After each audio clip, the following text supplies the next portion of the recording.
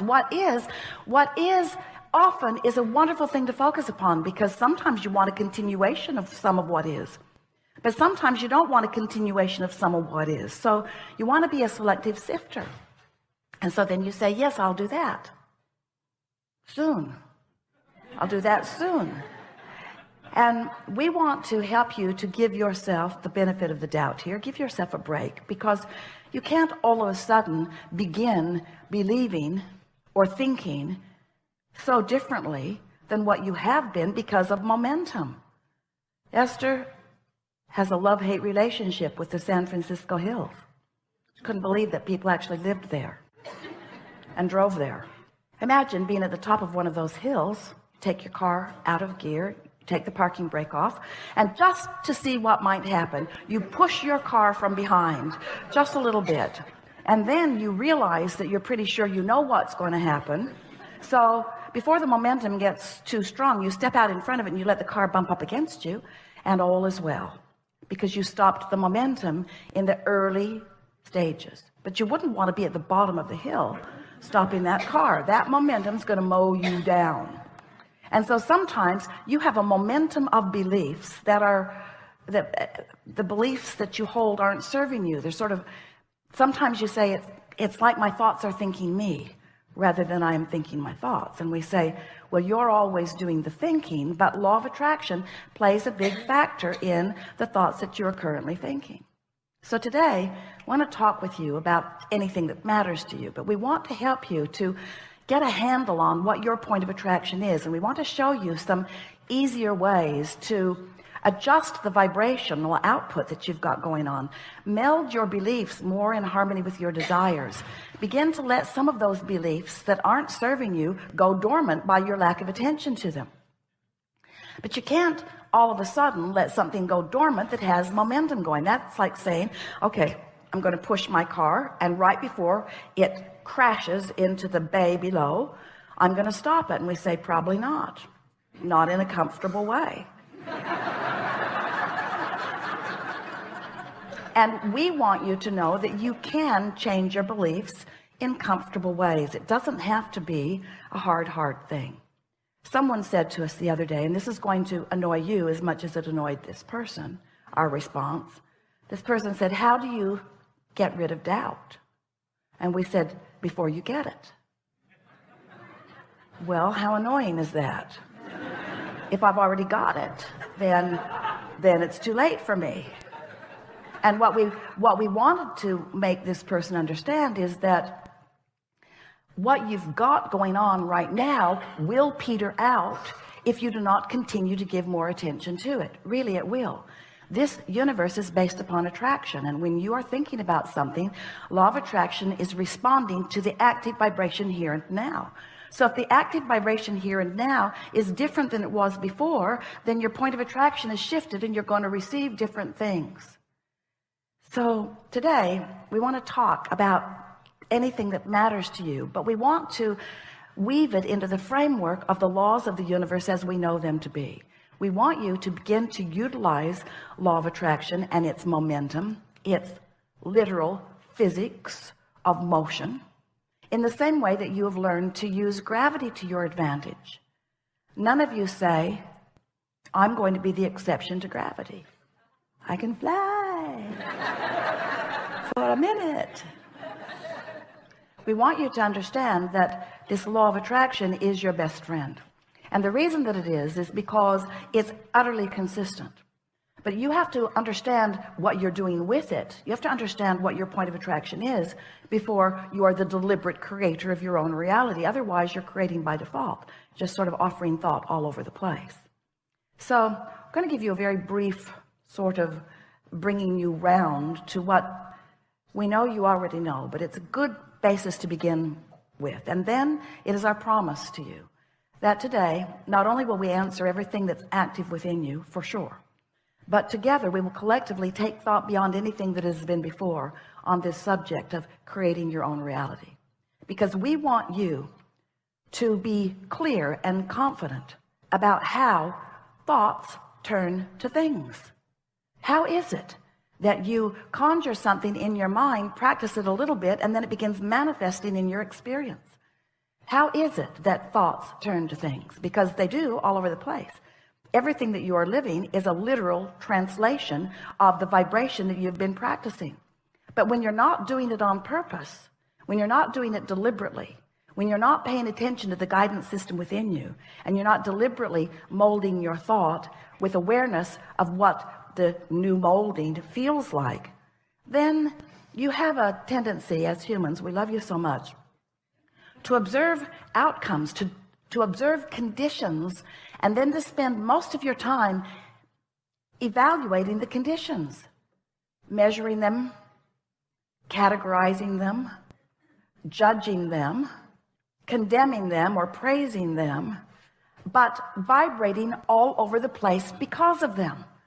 So you have very little control of your own output because you're so, we love you so much, nosy. You have so much attention about so many things that you then activate in your vibration that doesn't serve you. And the primary reason that you are willing to do that, we love you very much. You know what's coming next whenever we say that. We do. We love you so much. But the primary reason that you do so much of that is because, did we tell you we love you? You're willing to put up with not feeling good. You're willing to endure negative emotion. You're willing to say, guidance system, I know you're trying to help me do what's better for me, but I'm strong and brave. And I can endure the discord that I'm feeling as I focus in opposition to what I want, to all that I've become, and to who I really am. That was dramatic, wasn't it? But you do it. You do it because you are willing to put up with it to a certain extent. And this is what we meant as we were talking to our friend about getting rid of doubt before it starts. In the early stages of practicing that vibration, it's not all that painful. It feels sometimes like a little bit funny and then interesting, a little bit interesting, and then slightly annoying, and then maybe even overwhelming and irritating. But you can live with all of that. That's just daily life on planet Earth, you say. And we say, but it doesn't have to be. And if you let the momentum of it move from those slight irritations and you don't do something about changing the focus of your thoughts, it's going to get bigger. And before you know it, you've got some full-blown car barreling down the hill, and you're at the bottom of the hill trying to stop the momentum, and you're saying, this is hard. This is too hard. Life is hard, and it's not my fault.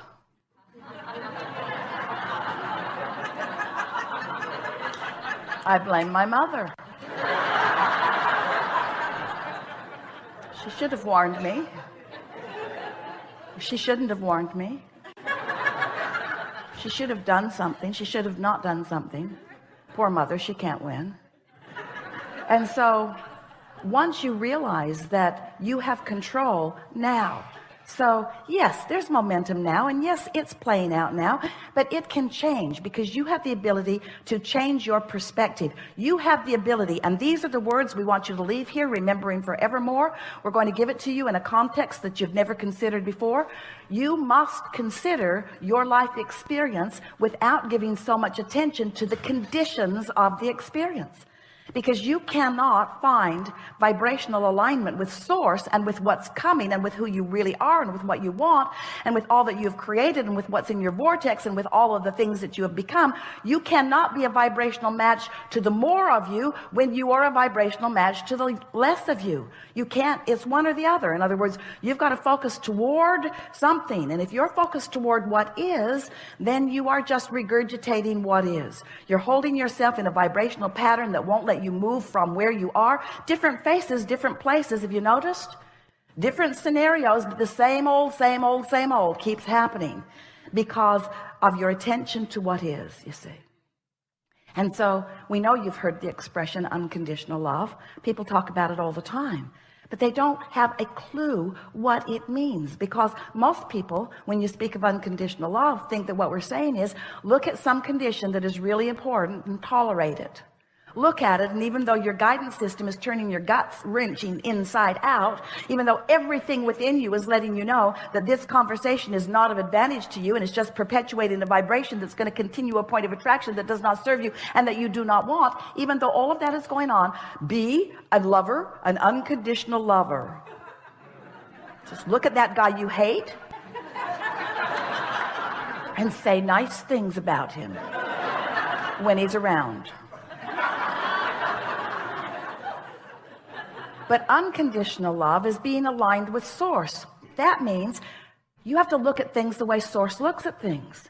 In other words, you can't have something going on in your vibration and just cover it up with words and action. That's not unconditional. That's based upon the conditions. And so we know it feels a little uncomfortable in the beginning of this discussion, but it is our promise to you that by the time you leave this gathering today, you'll have a clear understanding of how to tune to who you really are and what you really want, rather than to the current condition that is introducing resistance into your vibration. And that is all that is required for you to move from unwanted to wanted, or from less of something that you want to more of something that you want, to more interest, to more delight, to more passion, to more eagerness, to more love, to more appreciation, to more alignment, to more of who you already are vibrationally. So you were source energy before you came into these physical bodies. You don't remember that, and there's a reason that you don't, but you were. You were source energy before you came into these physical bodies, and now you are an extension of that source energy. So here you are, focused just as you intended to be, focused upon the things of your time-space reality, and you are utilizing your focus to help you personally, independently, identify your preferences. Sometimes you don't really grasp that. You don't really understand how perfect it is and how important it is that you deliberately choose. So anyway, that's step one. You ask for what you want, and you can't stop asking, because life just continues to serve itself up to you in ways that cause you to identify your preferences. It happens all day, every day, at all levels of your being. It's really what the evolution of all species is about. So when you know what you don't want, you know what you do want. If someone's rude, you want them to be nicer. If you're rude, you want to be nicer. If you're unhappy, you want to be happier. If something's gone wrong, you want it to go right. In other words, if you don't have enough of something you want more of it. It's a very simple equation, not hard for you to figure it out, and you're doing it all day, every day. But what you may not know is that every time, whether you speak it out loud or not, something happens like that, you are launching these vibrational preferences. And the larger part of you is aware of the preference that you have launched and becomes it, because your inner being is unconditional. Your inner being rides the rocket of your desire. When you say, I prefer something, your inner being doesn't say, well, there aren't that many of them going around. Your inner being doesn't say, well, that's risky business and it's unlikely. Your inner being doesn't say, you don't have the education for that, or the money for that, or the background for that. When you launch a rocket, a request, a preference, a desire, your inner being becomes a vibrational match to it immediately. And because you are an extension of that inner being who has become a match to it, now you hold the potential of splitting your energy if you don't become a match to it too. You see how it works? When you say, I want that, the source within you says, done. We're there. We've got it. We're a vibrational match to it. Because everything that manifests is first a vibrational frequency. And the source within you will give you this, can more easily match your desires, because in the energy stream, it is immediate. In your manifestational world, you've got some bugs to work out of your vibrational frequency. Source doesn't have to work those bugs out, because source already believes in you. Source already knows your value. Source already knows your worthiness. Source remembers why you came and who you are. So when you launch a rocket about something that you would like more of, source is right there in that frequency. And in fact, the only reason that any of you ever feel any slight or strong negative emotion is because source finds the frequency, the fullness of the desire that you have launched. And when you don't, there's vibrational discord between you and source. Does that make sense to you? The only reason, if there were ever a way for you to understand that source exists, it must be in your emotional awareness.